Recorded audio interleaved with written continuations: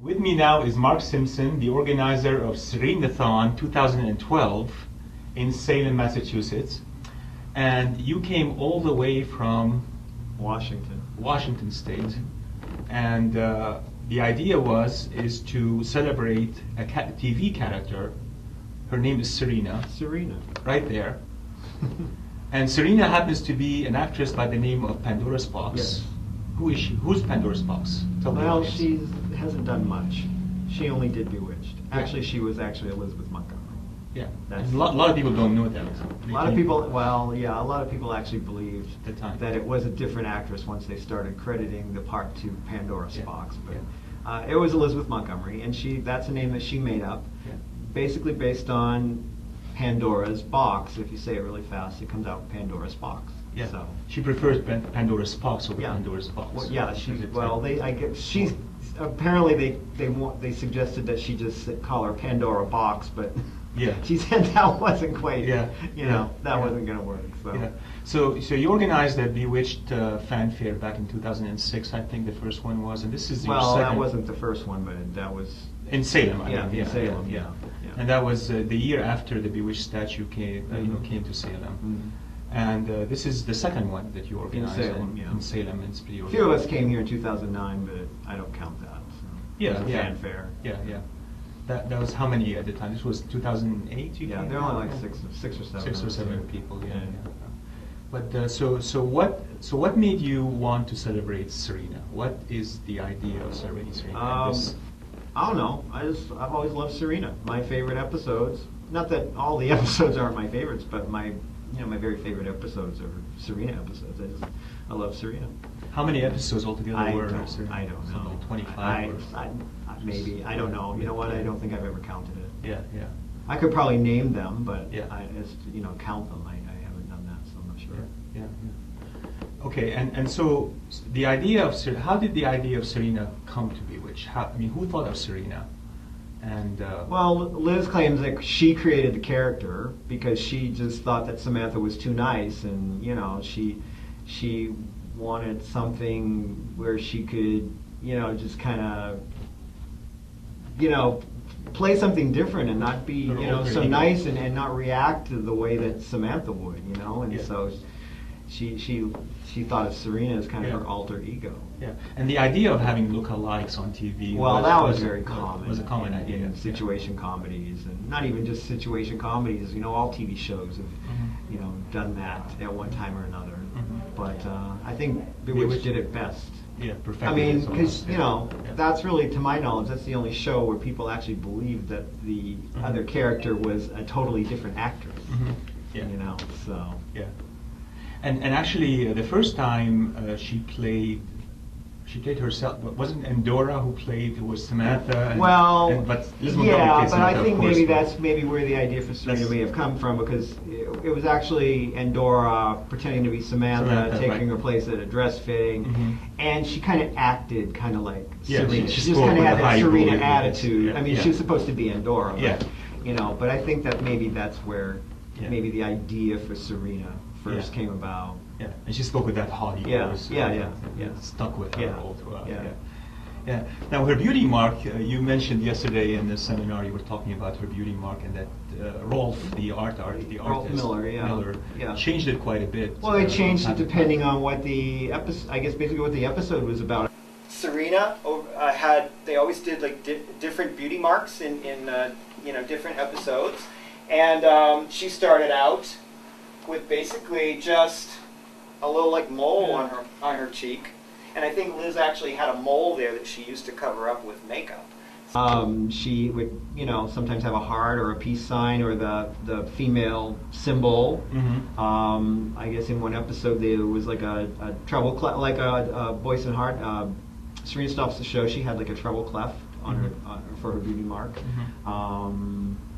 they did, just I don't know, just depended. And there's one episode where we're not quite sure what it is, but Liz says that there was one episode where they did something that was kind of obscene, so we can have an idea what that might have been. But you can almost see it. But no, you can't really see it. it. You can't really tell what it is. But but no, they would change the beauty mark. Yeah. And this was later on. I mean, at first Serena, first couple of seasons that you really started to see Serena, she basically would just have like a little mole there or something, or a little, a little dot or something. But it was later on that they started actually doing, the beauty mark, depending on what I guess what the episode was about. I guess one time there was like a dollar sign. And, So the fanfare comes, of course, 2 weeks after the passing of Bill Asher. Yeah. And Bill Asher, you gave a beautiful tribute to him yesterday. Special night as we pay tribute to Elizabeth Montgomery and William Asher, and we are very fortunate and honored to have Mr. Asher here with us tonight.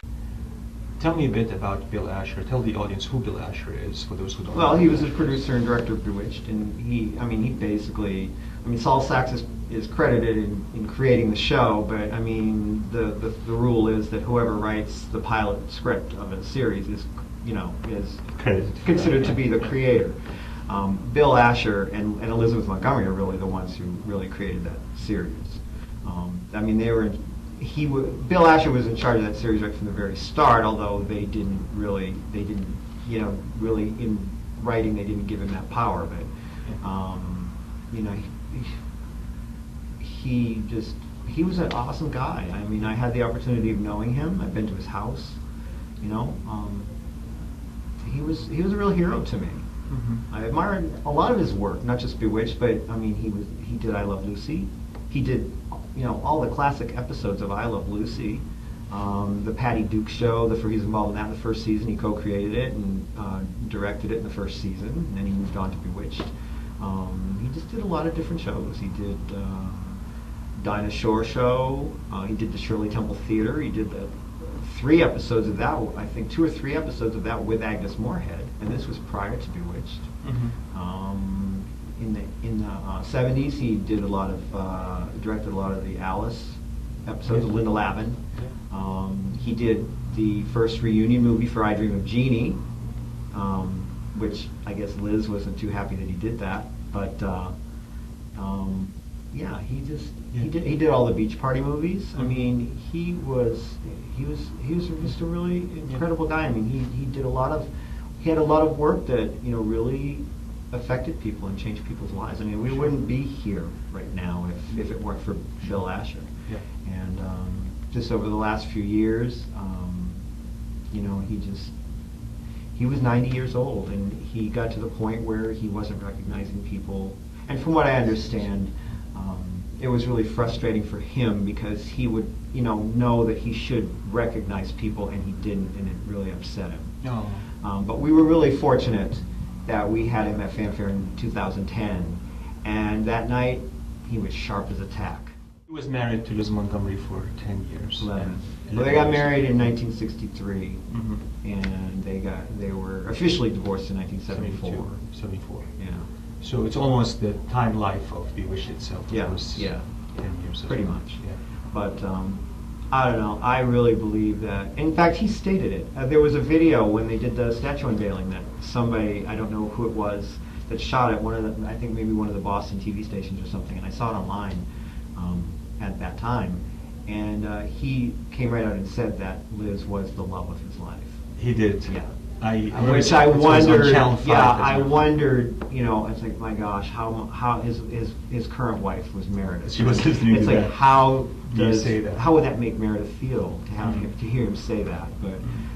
But she claimed that she was not threatened by a ghost. That's apparently how she put it. She's a secure woman. Let's put it that way. I remember watching him really well during the unveiling ceremony, and at the time he was grinning. He was really happy to see Mrs. Montgomery and all that. Oh, yeah. But then he reached out. He was sitting in his chair, and he would reach out to touch her, and that's when you could see his facial expression all get sad suddenly. Yeah.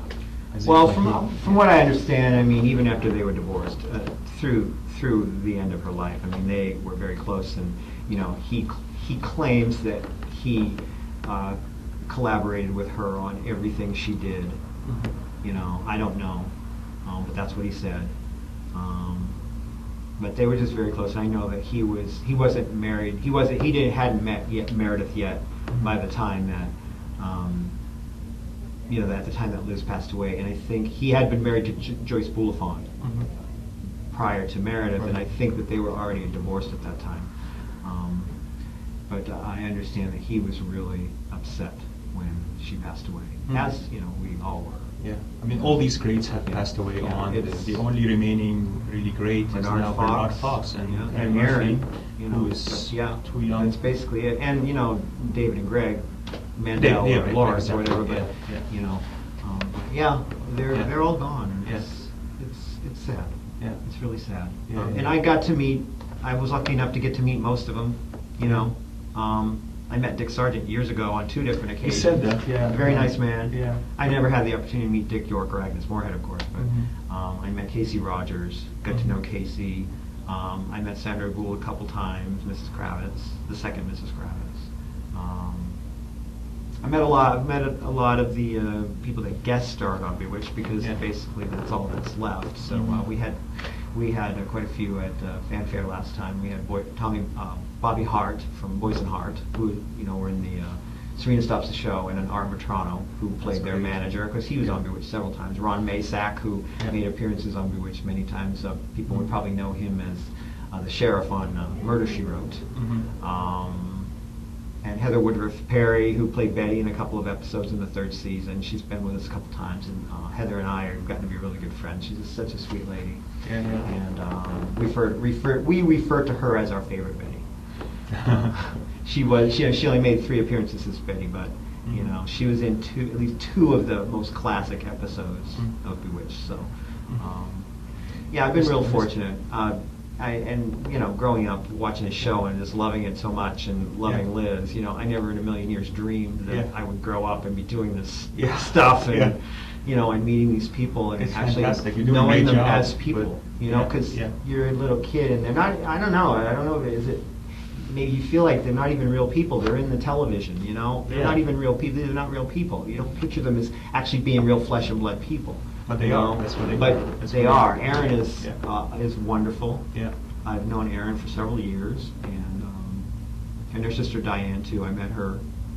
And Heather Woodruff Perry is where now? Where is she? She lives in Woodland Hills, California. Okay. She's married to Doan Perry, who is the drummer for Jethro Tull. So. There again, I got to meet through Heather. I got to meet her husband Doan, who's he's a celebrity and fantastic. He's such a nice guy, such a nice guy. I've been to their house and it's great. She's the one who has the line in on Bewitched, who they showed Dick York, he's being rained on, and she says to him, "Mr. Stevens, you're being rained on." That's great. That's one of the most classic scenes in that show. Absolutely. And the other classic scene we saw last night was. I'll blow you a kiss in the wind. Yeah, Serena singing that. Quentin Tarantino described that as being on the Tonight Show. He described that as being the greatest moment in television history. That was on Saturday Night Live, I think. Well, he performed it on there. He hosted Saturday Night Live. He sang the song, but he was on the Tonight Show with Jay Leno. In fact, Bobby Hart showed us the clip from the show. Okay. He brought it on a DVD because I had never seen it.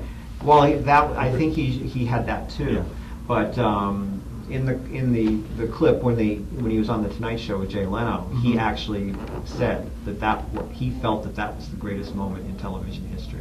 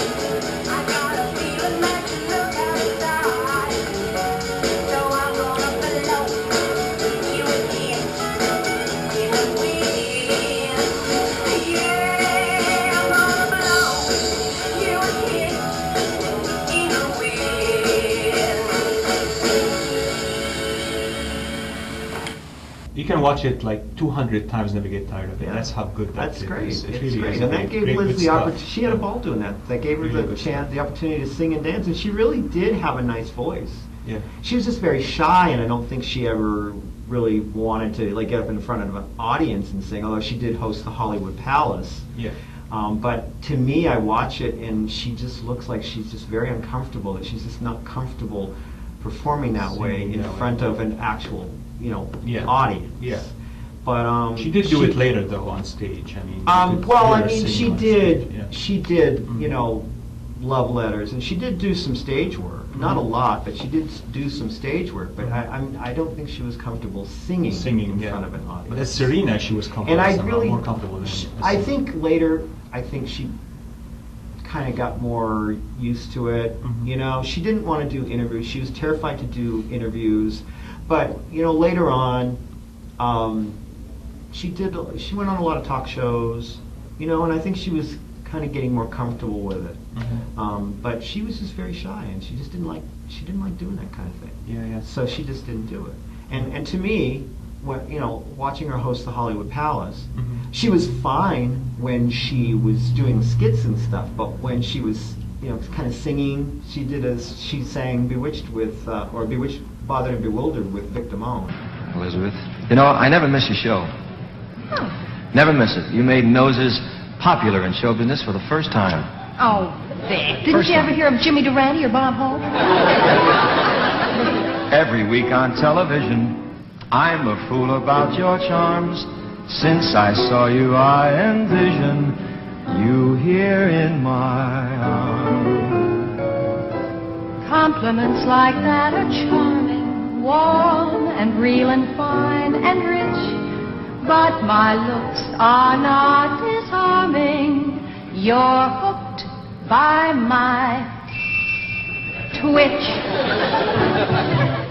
I'm wild again, beguiled again, a simpering, whimpering child again.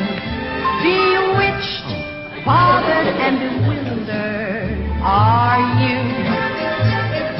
Furthermore, you'll notice that you couldn't sleep and wouldn't sleep Wouldn't sleep, when I came and told you you shouldn't sleep.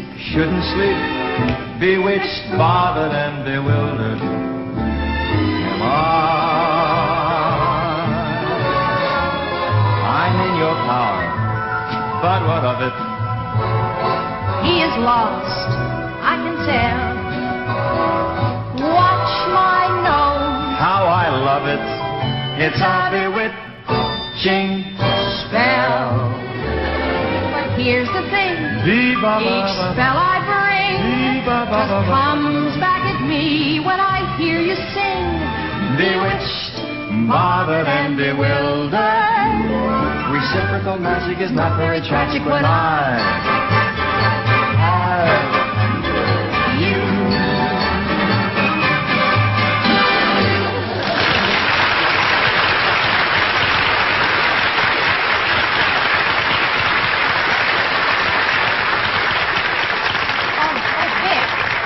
Oh, dear.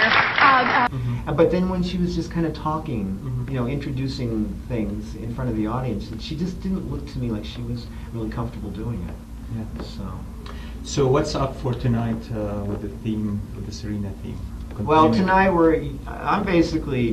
I'm basically turning it over to you because we're going to. Oh, no. Well, we're going to talk to Gary Richard. Yeah, and yeah, we've Gary. got the guys with the behind-the-scene footage Yeah. that was taken. Phil Hopkins.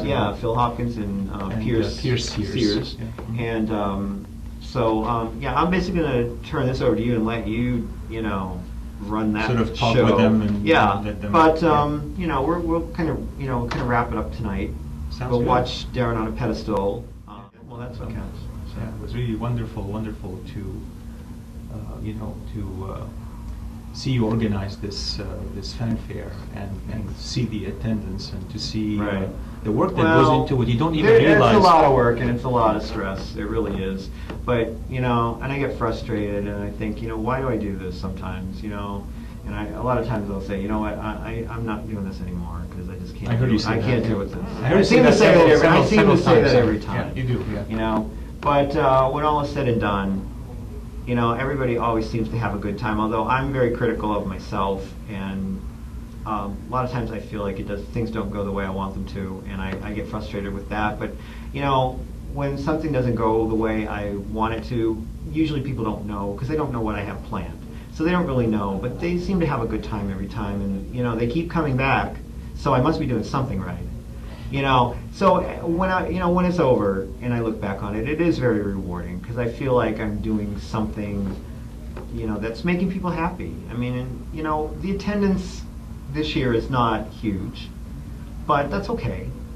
You know, About 20 people, yeah, maybe. not or less. You know, but that's okay. It's not about, to me, it's not about the number of people. No. It's I want people that love this show and want to be here and celebrate this show. You know, I don't want, you know, 2,000 people that are just coming because they're just kind of curious and. Right. You know, I want people who just love this show and who love the people that were involved with this show and really want to celebrate them, and people that who it has really affect their lives the way it has mine. You know, and I've been fortunate enough to meet people from all over the world. Literally, we've had people come from Australia, London, I mean, just all over, Canada, you know, and that's what it's all about to me, is just, you know, meeting a lot of great people, and because we are kind of like a family, you know. Because we all kind of have that common bond, even though it's because of all different reasons, whatever it is that, you know, has drawn us to this show, you know, to make us feel the way that we do. But it's just a good feeling, and I really feel like it's something that maybe I'm meant to do, you know. And again, you know, I've just met a lot of wonderful people. You included. Thank you, Mark.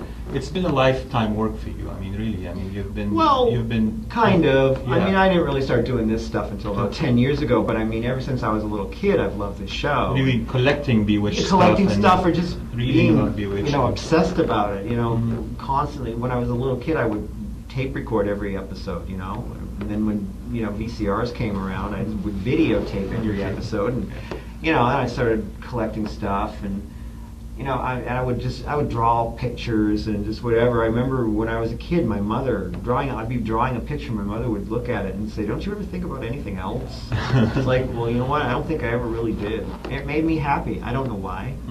I don't know what it is about this show and about Elizabeth Montgomery that have affected me this way, but a fun show. I wouldn't be who I am today if it weren't for that. I'd be a totally different person. You know? Yeah. So. Yeah. When you were showing the various scenes yesterday, and people were watching, these people have seen every episode maybe 100 times, and they were still laughing, or more. Oh, yeah. They were still laughing at the lines. Yeah. I mean, it's just because like, we love it. Yeah, We love it. absolutely. I don't care how many times I watch an episode. I've seen these episodes thousands of times, every single episode, and I don't ever get tired of it. Yeah. And I know not every episode. I'm not as familiar with the first two seasons because they were black and white and they weren't always shown. You know, but the color seasons, I could basically recite almost every episode. I can't do that. I'm not as good as you are. Yeah. But And some people might think I that's love kind of that. weird, but you know what? You know what? Makes you an expert. Yeah. I don't pay attention to people because anybody who thinks what we're doing is you know, strange. Everybody, it has some kind of an interest that somebody is going to think is strange. weird, Right? You know, right. and not understand. So you know what? Don't judge me. You know, because there's something about you that I'm going to think is odd too. So, That's right. You know, that's right.